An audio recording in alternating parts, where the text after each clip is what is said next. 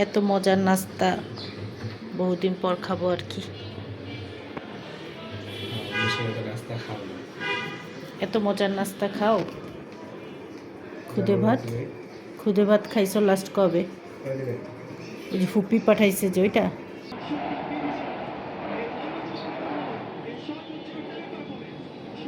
ওই TV sound আমরা বাস্তবে শুনতেছি। হ্যাঁ, বড় গাড়ি ঢুকতে গেলেই জ্যাম বেঁধে যায়। বৃষ্টিতে আম সব ঝরে গেছে।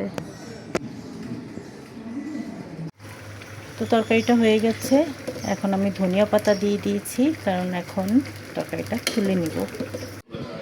সকালবেলায় দেখেন আমি রাতের বেলা সব হাঁড়ি পাতিল ধুয়ে, আজকে 26শে মার্চ, এই জন্য বিমানের শব্দ পাওয়া যাচ্ছে।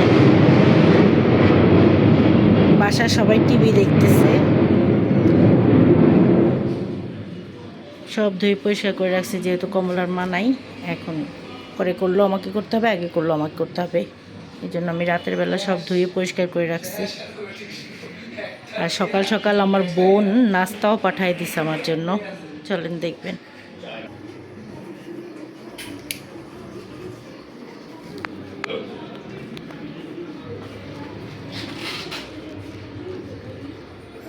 ফোন দিয়ে আমাকে শুধু বললো নিচে নামতে। কি আছে আমি বুঝতে পারছি, ভর্তা দেখেই বুঝছি কি আছে।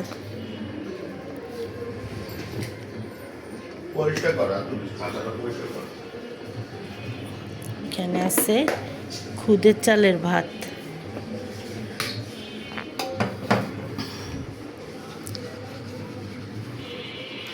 রাতুল আজকে পরিষ্কার করো।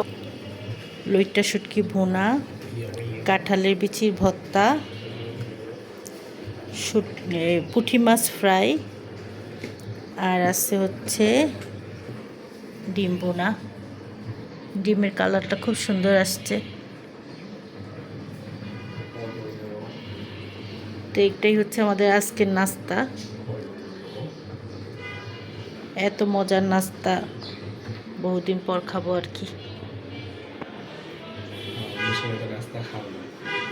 এত মজার নাস্তা খাও। খুদে ভাত খাইছো লাস্ট কবে? ওই যে ফুপি পাঠাইছে যে ওইটা। বিরক্ত হচ্ছে একদম, ভিডিওতে আসতেই চায় না আমার ছেলে।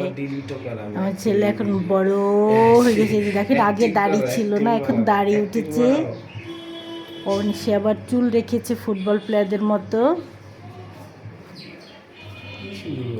তুই আমার ভিডিওর মাঝখানে কথা বললি কেন? আমার বলতে দিতি।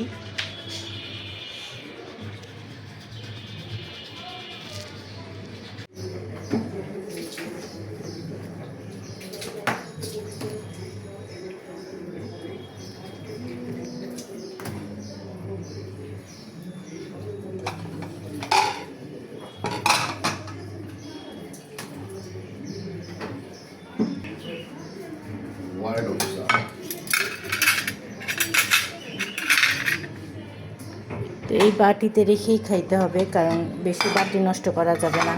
আর মানুষ নাই, আমাকে ধোয়া লাগবে। এই জন্য আর আলাদা বাটিতে নিলাম না, এখানেই থাকুক। তো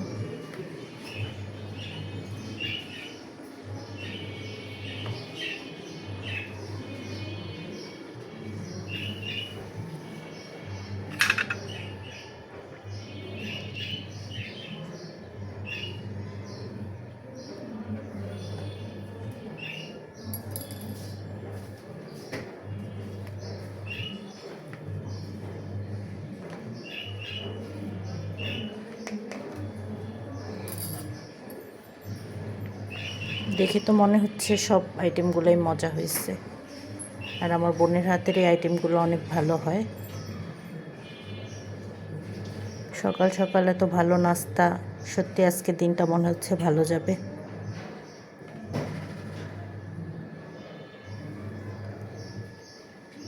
তো আমি আমার প্লেটটা সাজায় নিচ্ছি। বোনকে পরে ধন্যবাদ জানাবো, আগে নাস্তাটা সারি। তারপরে অনেক সময় নিয়ে বোনের সাথে বসে বসে কথা বলবো, এই জন্য আর কি। রাতুল ফ্যানটা ছাড়ো।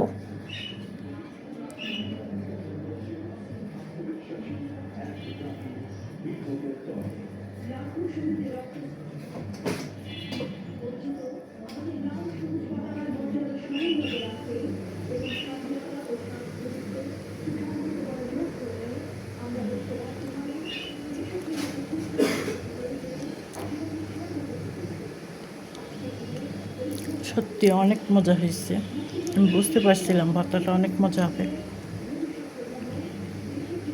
আমি নাস্তাটা খাই।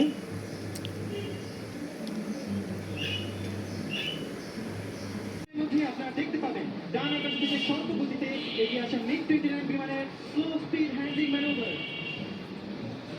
স্বল্প গতিতে আকাশে ভেসে থাকার সক্ষমতা এই বিমানটিকে দিয়েছে যুদ্ধক্ষেত্রে এক অনন্য সুবিধা এবং কার্যকরী যুদ্ধ কৌশল প্রদর্শনের সুযোগ।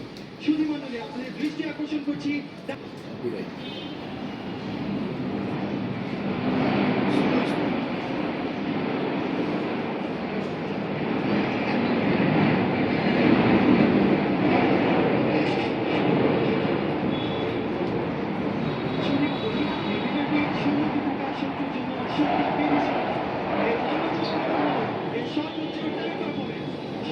ওই টিভি সাউন্ড আমরা বাস্তবে শুনতেছি। হ্যাঁ,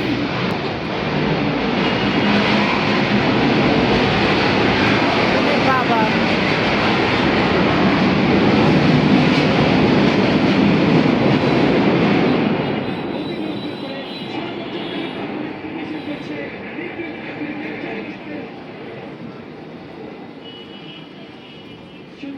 আপনারা দেখতে পাচ্ছেন আফটার বার্নার টার্ন প্রদর্শনের পর মিগ-29 বিমানটি অবস্থান নিচ্ছে প্যারাগ্রাউন্ডের দক্ষিণ প্রান্তে ইনভার্টেড ফ্লাই প্রদর্শনের জন্য। ইনভার্টেড ফ্লাই পরিচালনা করতে প্রয়োজন হয় পাইলটের সকল ইন্দ্রিয় অনেক উঁচু স্তরের সমন্বয়। আজকে দুপুরে রান্নার জন্য মূলা তরকারি কেটে নিয়েছি। মূলা রান্না করব। মাংস খাওয়ার শেষ, এখন আর মাংস খাওয়া যাচ্ছে না। আস্তে আস্তে আমরা শাকসবজির দিকে আবার চলে আসছি।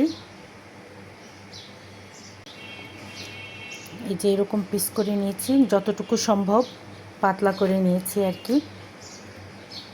তো মূলার সাথে দিব হচ্ছে মাছ, যে কোনো মাছ দিয়ে মূলা তরকারিটা ভালো লাগে খেতে।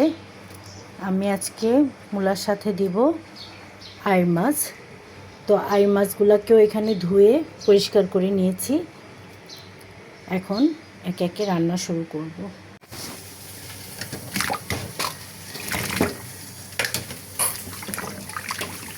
মূলাগুলো ধুয়ে নিলাম।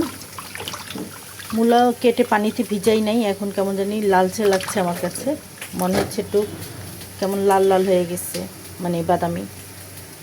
মূলা কি আলুর মতো কেটে পানিতে সাথে সাথে ভিজাইতে হয় কি না জানি না, ধোয়ার পরে অবশ্য সাদা হয়ে গেছে।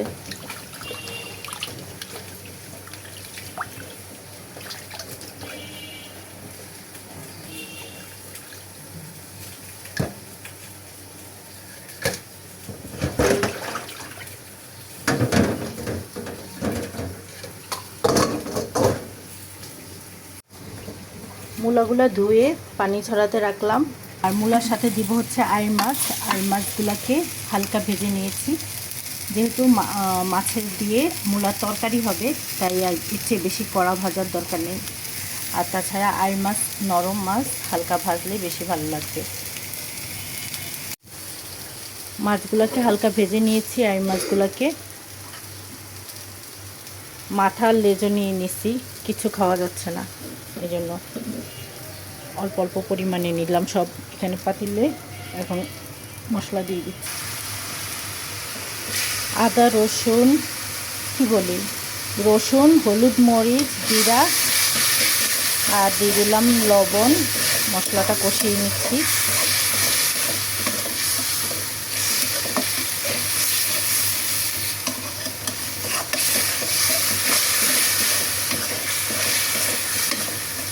মশলাটা একটু সময় নিয়ে কষাই তারপর দিয়ে দেবো তরকারি দিয়ে দিলাম। এবার মশলার সাথে তরকারিটাকে কিছুক্ষণ কষাচ্ছি।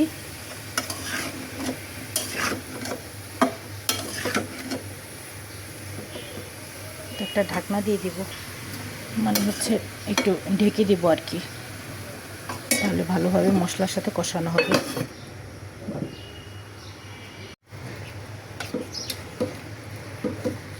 তো মাছ দিয়ে দিলাম তরকারিতে, মূলা তরকারিতে ঝোল দেওয়ার পর কিছুক্ষণ জোশ আনলাম, জোশ আসার পর এখন মাছ আর টমেটো দিয়ে দিয়েছি।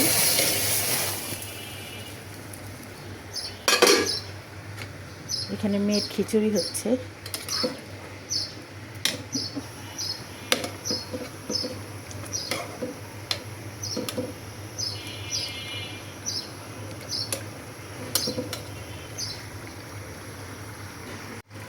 তো তরকারিটা হয়ে গেছে, এখন আমি ধনিয়া পাতা দিয়ে দিয়েছি, কারণ এখন তরকারিটা তুলে নিব। এদিকে মেয়ের খিচুড়িও হয়ে গিয়েছে। এখন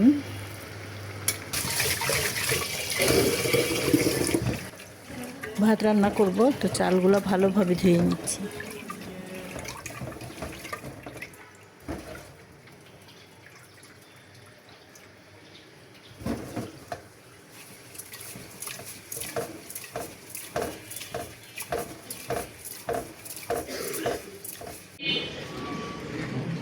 কাপড়ও মেলা শেষ, এখন তো কমলার মানাই, সব কাজগুলো আমাকে করতে হয়। এই যে কাপড় মেলে দিলাম, আমার আসলে কষ্ট হয়ে যাচ্ছে। আর এই যে দেখেন আম গাছ, কালকে রাতের বৃষ্টিতে, কালকে সন্ধ্যায় অনেক বৃষ্টি হয়েছিল, বৃষ্টিতে আম সব ঝরে গেছে। গরম শুরু হওয়ার আগেই বর্ষা শুরু হয়ে গেছে। দেখেন এই মাগরিবের নামাজ পড়ে আসলাম, এরপর শুরু হইল বৃষ্টি আর হালকা ঝড়। মাশাআল্লাহ আবহাওয়া খুব ভালো।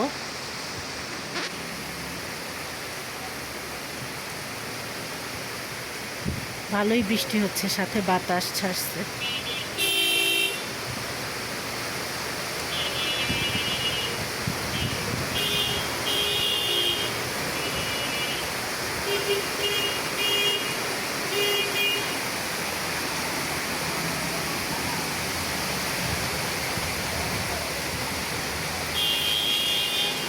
আজকেও আমার ছাদে যাওয়া হয় নাই, বৃষ্টি হলে ভালো, গাছের জন্য খুব ভালো, এই জন্য আমার একটু আনন্দ লাগে। আর যেহেতু আমি গরমকাল পছন্দ করি না, তাই বর্ষাকালই ভালো, আবহাওয়া ঠান্ডা থাকে, ব্যবসা গরমের চেয়ে তো ভালো। বৃষ্টি দেখতে ভালো লাগে। আমি কিন্তু দেখতে পাচ্ছি, কিন্তু সবজির দোকান তেমন একটা খোলে নাই। আমার বোনের বাসার সামনে কয়েকটা আছে, আর এই যে একটা সবজির দোকান, এখানে ফুলকপি দেখা যাচ্ছে। তো আমি বুয়াকে দিয়ে এখন ফুলকপি আনাবো, মানে আমার শাশুড়ির বুয়া আসছে, তাকে দিয়ে ফুলকপি আনাবো। ওই যে ফুলকপি দেখা যাচ্ছে, আর বরবটি থাকলে বরবটিও আনাবো। তো যাই আনাই, কারণ আবার কখন কিনে নিয়ে যায়, কারণ বেশি নাই, 2টা আছে, আবার শেষ হয়ে যাবে। ক্যামেরায় তেমন বোঝা যাচ্ছে না, বাস্তবে খুবই ভালো লাগছে।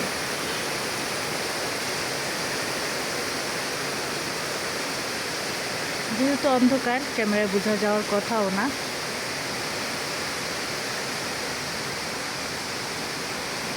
অনেক বৃষ্টি হচ্ছে।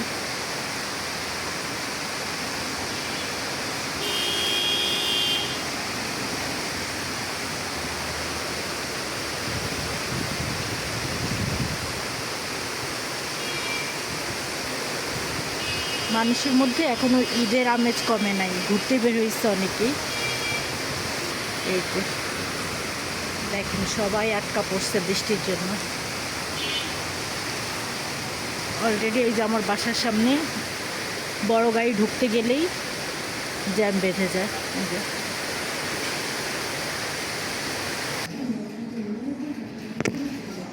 হালকা ঝড় ছিল, হালকা বাতাস, ঝড়ের কারণে আমগুলা ঝরে গেছে। এত আমের মধ্যে কিছু আম ঝরবে, এটাই তো স্বাভাবিক। সেই হিসাবে ভালোই আছে, তেমন ঝরে নাই, ওই নিচে কয়টাই আর কি। ছোটো ছোটোগুলাই অনেকগুলো ছেড়ে গেছে।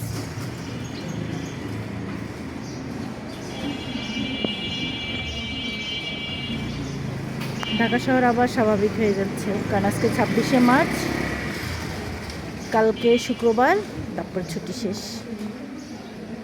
এবার 26শে মার্চের জন্য ছুটি একটু বড় হইলো আর কি, আস্তে আস্তে আবার স্বাভাবিক হয়ে যাচ্ছে।